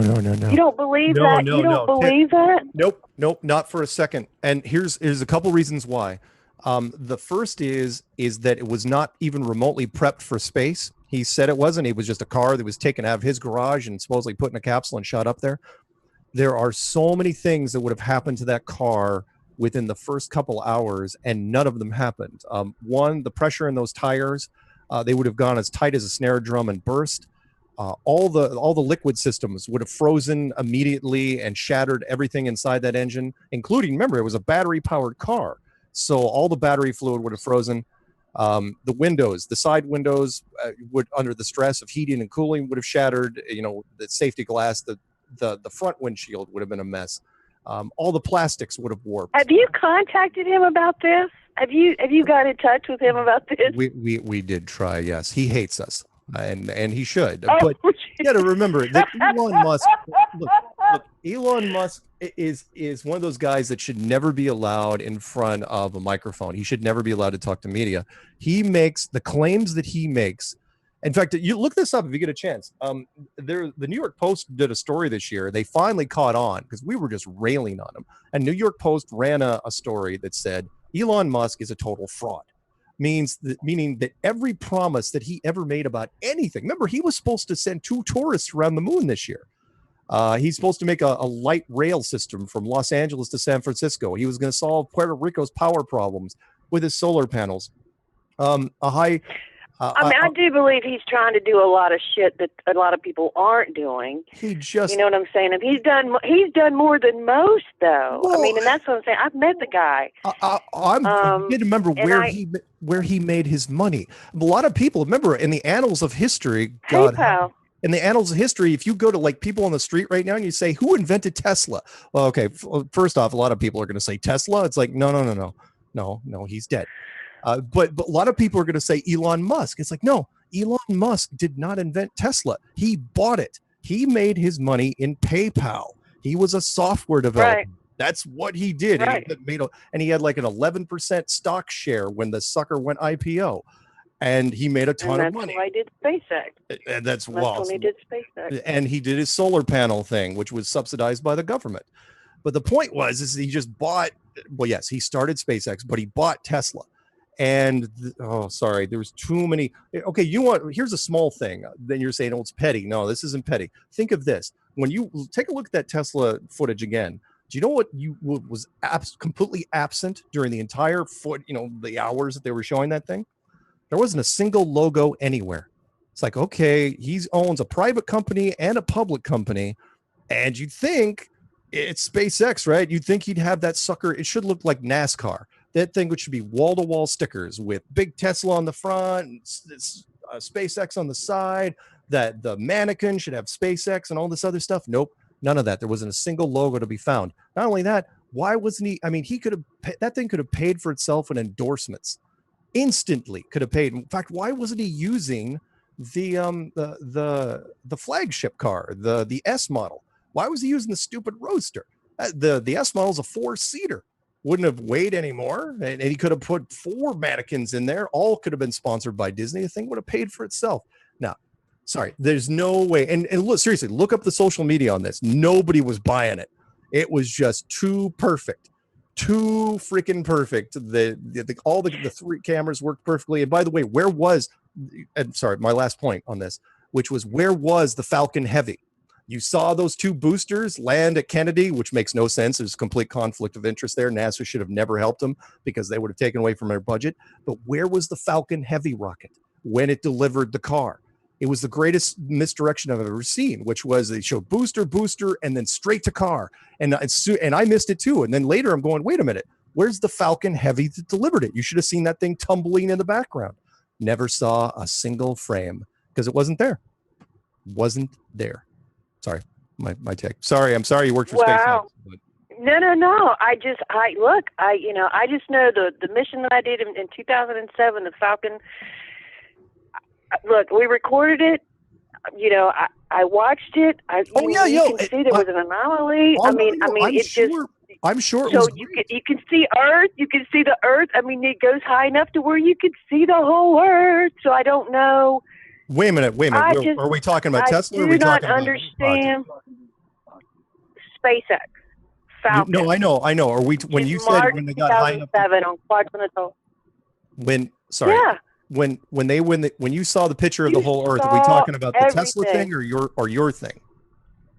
My thing, right? Do you remember what it was called? That's what I'm saying. So it's just look up on YouTube Falcon March 2007. Okay, I'll look it up. Yeah, it's on there. Yeah, and it was on there like 2 minutes after we did it. Cool. I know, and that was 2007. So that was pretty quick, I thought. That is pretty quick. I don't know, Mark. I'm trying to be open-minded, Ebon. It's fine. I mean, I think it's just a progression, really. It's who you believe. Whether it's government, whether it's media, whether it's some religious society or NASA's, once you start saying the lies that they do, it's like, well, if they're lying about this and they keep wanting to tell people that this is what it is, you're gonna just be like, well, I can't believe them. So what else is there? Does that mean the opposite's true? So then you have to look at the opposite. And what are they doing? Are they doing the same thing, or are they doing something different, more honest, more truthfully? And I see it as more honest and truthfully that the flat earthers do. I will say this, if this helps you. If you would have asked me 4 years ago, in fact, not even 4 years ago, what I thought about flat earth, I would have laughed you out of the room. Oh, yeah. That's what everybody that goes into this starts in the hole, which is you're an idiot. There's no way it could be true. I mean, I'm sitting there 9 months in because I didn't have a lot of material to work off of. I'm literally banging my head on the keyboard going, it can't be true. It can't be true. There's no, it can be true. And then finally, I woke up in the middle of the night. I said, you know what? I can't prove the globe anymore. For whatever reason, I can't do it. There's more, that scale tips where it's like, okay, there's not enough evidence to hold me in the globe paradigm. I'm going to go the other way. And then again, that's why I put it out to the internet and put out the videos and said, okay. And I was really open about it. I said, okay, here's my name, my phone number, my address. I don't think it's a globe anymore. Tell me where I went wrong. And was really hoping that somebody in the academic world would come back and just stomp on me and say, okay, here's why, smart guy, and just shoot me down. And they didn't. In fact, everybody else started calling me up. And then once I had the subject matter experts call me up, it's like, okay, you know, and here we are, conferences. There's a flat Earth subject matter SME. Subject matter experts. Yeah. I've got a big list of people that came Really? on. Yeah. I mean, let me, if you don't mind me, rattle off a couple of them real quick. Just their titles. United States Navy missile instructor, an Air Force navigator, a Marine Corps sniper instructor, a Navy submarine chief, Army artillery radar operator, Australian intelligence officer, American flight instructor, industrial engineer, career surveyor, international shipping expert, Army master gunner, surveyor, airline captain, airline co-pilot, merchant marine, blah, blah, blah, blah, blah. Just goes on. And all of them either made statements or came on publicly, and nobody recanted their testimony and nobody came out against them. That was the part that stunned me. I was hoping that somebody from the one branch of the military would say, oh yeah, that Navy missile guy that you had, yeah, here's where it went wrong. Nobody did. So, I mean, now I got a few armchair quarterbacks here and there, but it's been a weird ride so far. So the Mars mission we just did and landed on Mars, you don't believe any of that? Who told you we landed on Mars again? United States military? Those guys? Yeah. They'd be the same guys that said went to the moon. So yeah, I'd have a little problem with that. You don't believe we went to the moon? Oh, did you not? Where have you been during the first part of this broadcast?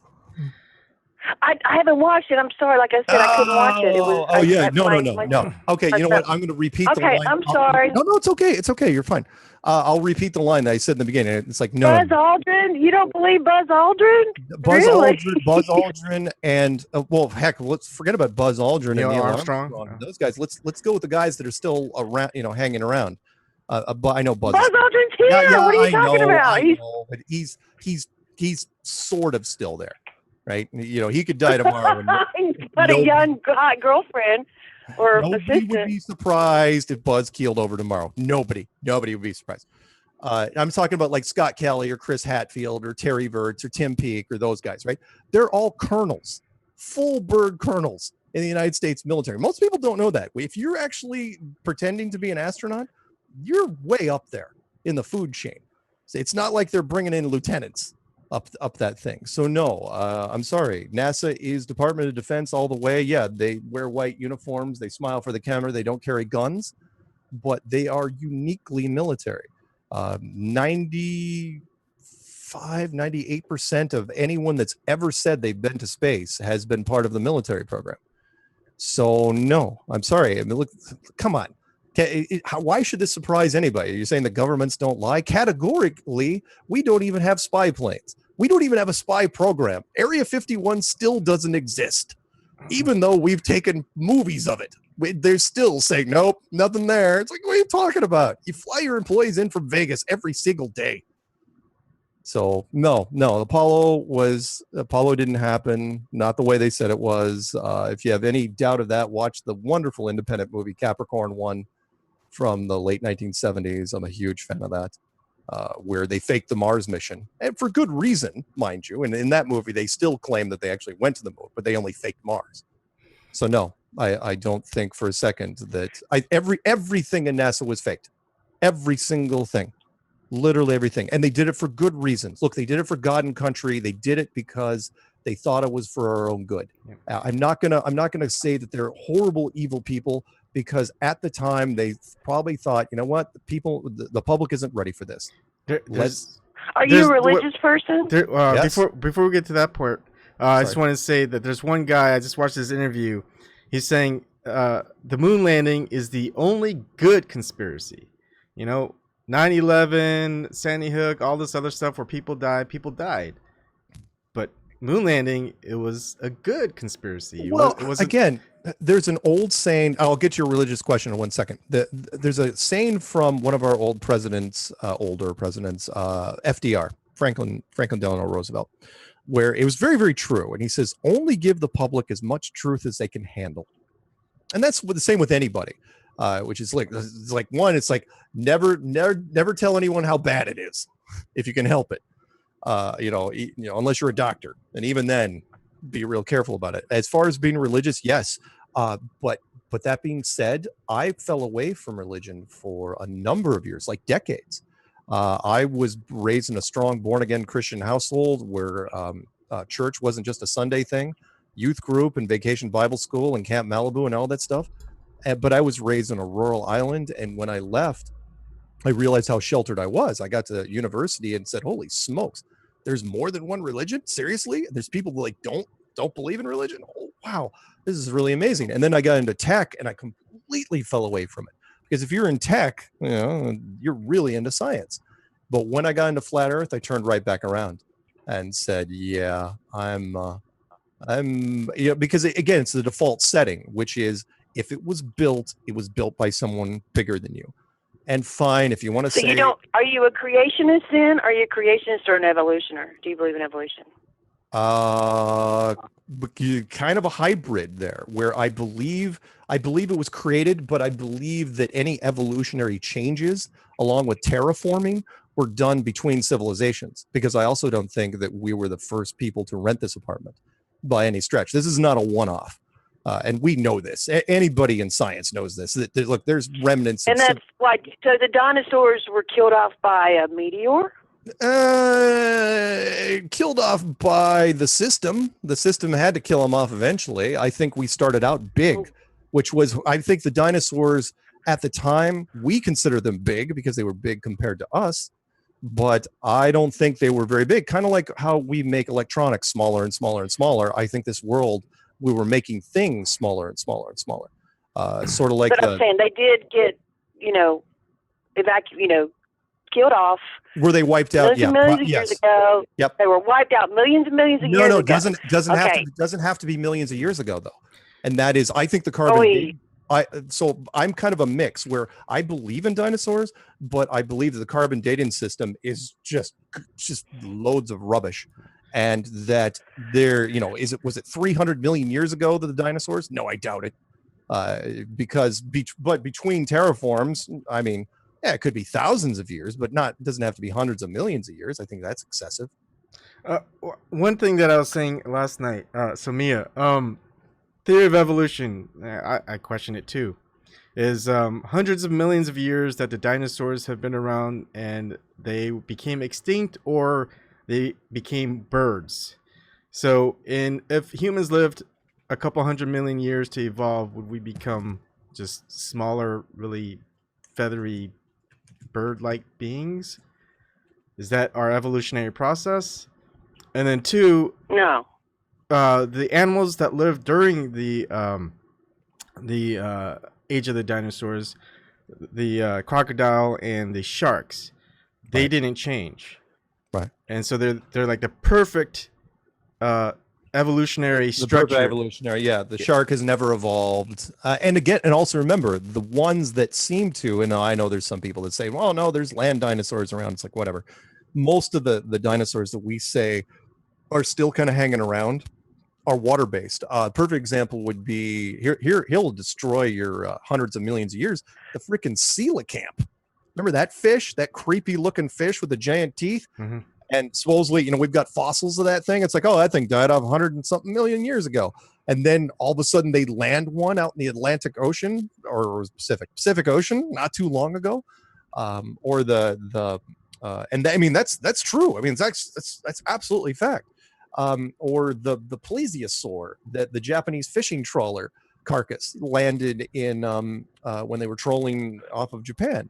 Out in the Pacific, and they, of course, being Japanese, they didn't know what they had, and they were like, well, they were all business. It's like, oh, we're not going to put that in our hold. Let's just take a picture of it and throw it back. It's like, are you insane? What the heck did you do that for? But even if it had melted out of the ice, right? Even if it melted out of the ice, we're only talking 100,000 years. Even if it did. Well, my point is so are you saying that the Earth is only like the 6,000 years? Like, because you got to remember. No. 6,000 for our civilization. I think it's thousands of years. Yes, but do I think the Earth is only 6,000 years old? No, because remember, I think that we're not the first people to use this place. So there are multiple. Right. If our civilization goes dinosaurs. Back, go ahead. Dinosaurs weren't on the ark. No, no, right? no. Okay. But do I think Okay. it's part of a previous Sure. civilization? One thing we got in common. Okay, so Ebon, you talked about Kent Hovind. Kent Hovind? Just Kent Hovind. Do you know where he's at these days? He hates us. He absolutely hates us. Kent Hovind. Well, because his dinosaurs were on the Ark. Yeah. Yeah. He came out when he got out of prison for embezzlement. He's like that's what I'm saying. He's down here in Alabama, about an hour and a half from me, with the new dinosaur Adventureland. Oh wow! Now, he came up from Pensacola, tax evasion, went to prison for tax evasion, Ebon. Right. That's who you were listening to yesterday. That was about 20 years ago. Well, not that. Well, I mean, he got out in end of 2015. He showed a video. Yeah. I showed a lot of videos. I was like, why does that name sound so familiar? I don't recognize him. Well, that's why, because he's old now. Mm-hmm. Yeah, but you should see what Alabama is allowing him to do, just like they did up in Kentucky with Ken Ham, with the Creation Museum. And it's 501c3s, baby. Yep. I mean, I pay my taxes to God.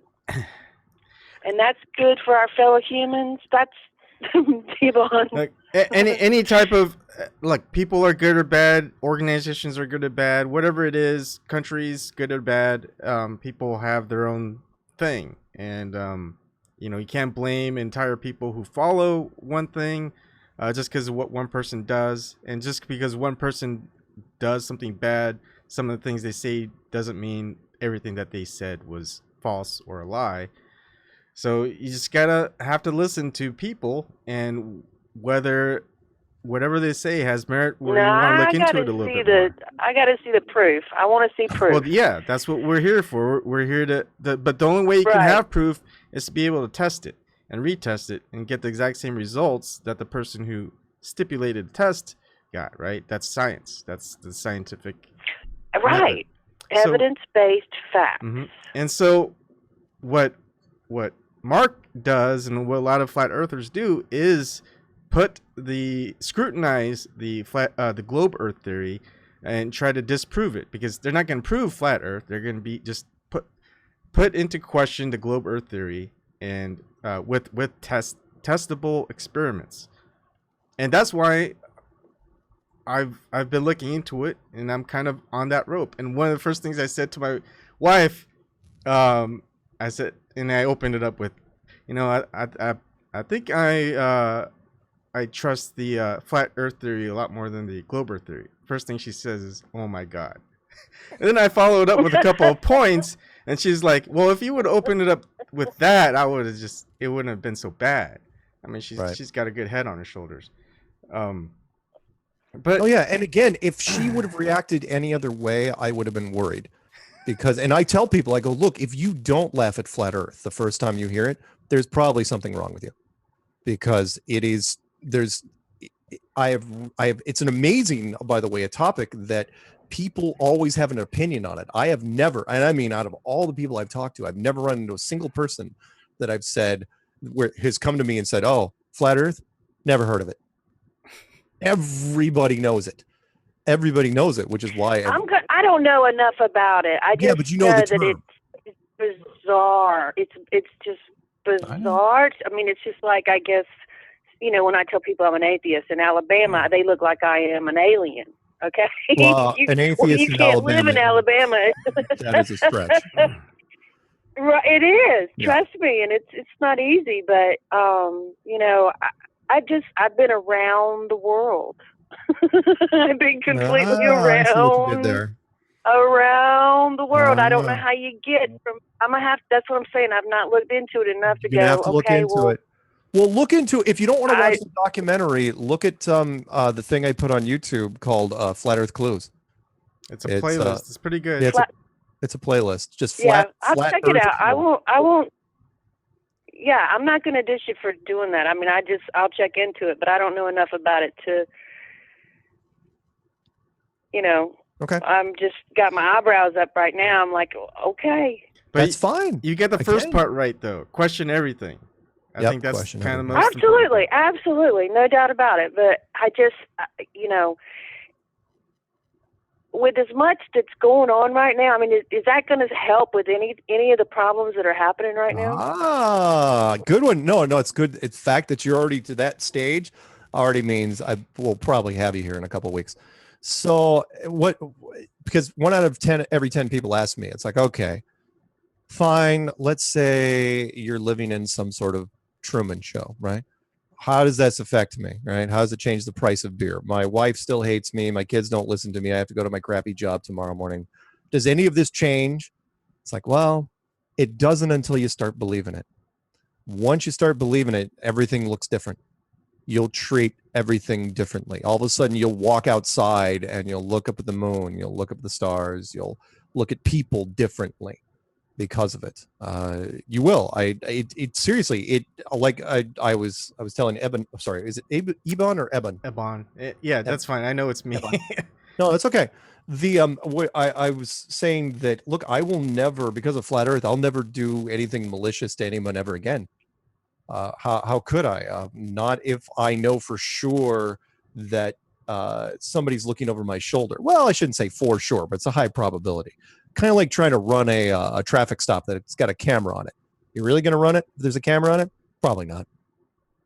Even if you heard a rumor the camera isn't working. So I don't know where I was going with that. So is it part of? Do you have a church? And that's part of the religion? Yeah, there's red robes and hoods, and I own like 3 Rolls Royces, and we chant a lot. No, there's none of those things. No, we don't even have a board of directors. It's really, flat Earth is kind of, the community is based off of merit, which is you think of something, you run a test, or if you have an idea, you make some videos on it, or put it out in social media and see if it gets traction. Plain and simple. And then if it does, you kind of work your way up in the ranks, and you get to talk to more people, and but it's not as organized as you might think. It's definitely not like organized crime, which still isn't really that organized, but whatever. Let me see. Yeah, I'm totally like blank slate here because I don't know anything about you guys. So I didn't even know it was like a real group or whatever. No, I thing. just heard the term. I don't. We have meetups in just about every city and state you can think of, and country. We've had conferences all over the place. The documentary, which was the first one of its kind, did amazingly well. We did 21 film festivals in 7 countries. We were in Moscow a couple of weeks ago. It was stunning. I wasn't there personally. I would have loved to have gone, but so okay, flat Earth around the globe, outside the country, outside the U.S. How prominent is it compared to the U.S. of people? Very big. UK is, well, all the English-speaking countries, of course, are really big. But we're big in the Pacific Rim for whatever reason. We're big in Russia. I don't know why. We've got people everywhere. I mean, there's been conferences in Australia, Afghanistan, Canada, US, South Korea, UK. I can't remember. They're all over the place. The problem is that we don't have translators. Is that so? Like, if you want to have some fun, type in flat Earth and convert it to another language, and then put those words in, and then fire them off into Google. There's tons of people all over the place in just about every country you can think of, and I don't know. I've never talked to them because there's no English whatever language crossover. So yeah, it's monstrous at this point. And you want to know the big reason why it's resonating. And we should probably wrap up sometime after this. Sure. The big reason it's resonating is because for something very, very simple, which is flat Earth is easier to explain now than the globe model. Meaning the globe model is not that easy. I mean, yeah, fine, the globe is a sphere, right? But outside of that, you need geometry and trigonometry and calculus and quantum physics and quantum mechanics and all the other stuff, right, to get to the universe. Whereas the flat Earth is really, really easy to explain. And we've got most of the bases covered. And you're thinking, okay, what's that mean? What that means is I'll use that line from the I Ching, one of the only things I remembered from that book. No, not the I Ching. Sorry, The Art of War. Whew. Art of War by Sun Tzu, where he said that people are like water. They always take the path of least resistance. It's kind of a nice way of saying people are lazy, right? People will always take the easiest route. If you think I'm kidding, try to find people that don't text. We all used to be on the phone. Now everybody. You're talking to one. You're talking to one. Yep, there you go. And because of that, people will choose the easiest explanation in something like this. And whereas Occam's razor as well. Sorry.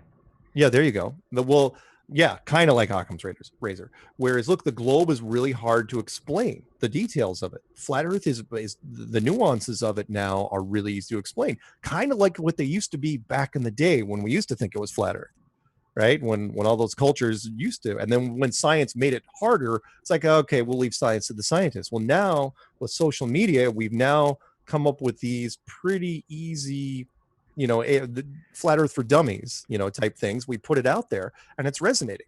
And so people and science doesn't know how to defend against it. So they don't. And it's like, okay, fine. We'll win by attrition.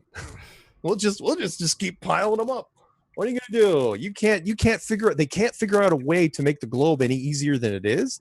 So they're not. And so our numbers just keep growing and growing and growing. I'm like, okay. And I knew this. Sorry, let me end on this part. Which is, here I knew this. And you missed this, caller, which was, remember how we were talking about the curvature of the Earth, right? The formula, right? It's not our formula, it's theirs. When I could ask anyone on the street this, if you say, okay, the curvature of the Earth is 8 inches per mile, right? And I'm totally with you. Got it, 8 inches per mile. I'm totally there. That's easy, right? And I go, really? Squared. The second I see squared, their eyes just glaze over. And seriously, that's like everything they forgot about high school algebra. It just comes back to haunt them. It's like, I never studied for that test. And it's like, dude, it's really easy. It's 8 inches per mile squared. Now, in all fairness, I had to relearn it myself. But the point is if they don't know that, what do you think geometry and trig and calculus are going to do? They're not even, you might as well be talking Latin to them. And that's why it's doing it, because we now have a way of explaining a world to them that involves almost no mathematics at all. People hate math. They do. And so it's like, here we are, sub counts just keep going up and up and up and millions of hits. So there you go. Well, good for you, Mark.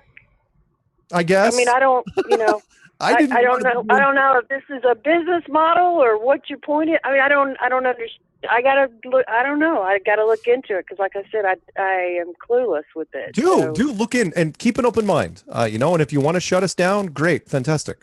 But to date, it's been running along like a pretty smooth machine for a while. All right. Anyway, good what for else? you, man. Hang in there. Any, I guess, final plug? I mean, not many. I'm pretty sure people will watch my show just because you're on it. So there's not much to say. Final plug is, look, I'll say what I always say to people, which is don't take my word for it. Everything I've just said to you, take with a grain of salt.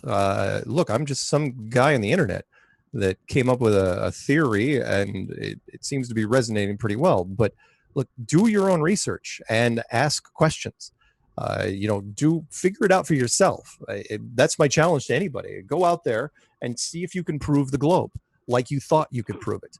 I'll use this one line. I'll end it with this. There was a one line by George Orwell, the guy that wrote 1984. And he wrote this in 1946. He wasn't a flat earther, but he said, if you go out to the street and ask anyone how they know the world's a globe, their first response is always the same. Well, we just know. It's a given. We know.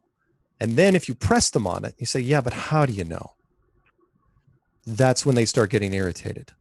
And I thought that was very telling because remember, in 1946, we had nothing. NASA wasn't even founded until 1958. So how did everybody in the world know it was a globe in 1946? And, it's like, how do you prove the globe without NASA now? And you could say, fine, sticks and shadows or, some sort of geometry. It's like, yeah, but nobody knew any of that crap. They just believed what it was told to them. So, anyway, that's my thing. So Google Flat Earth Clues. It's on the banner behind me. So that's not green screen, by the way. Yeah. It's All right. actually, I can hit that.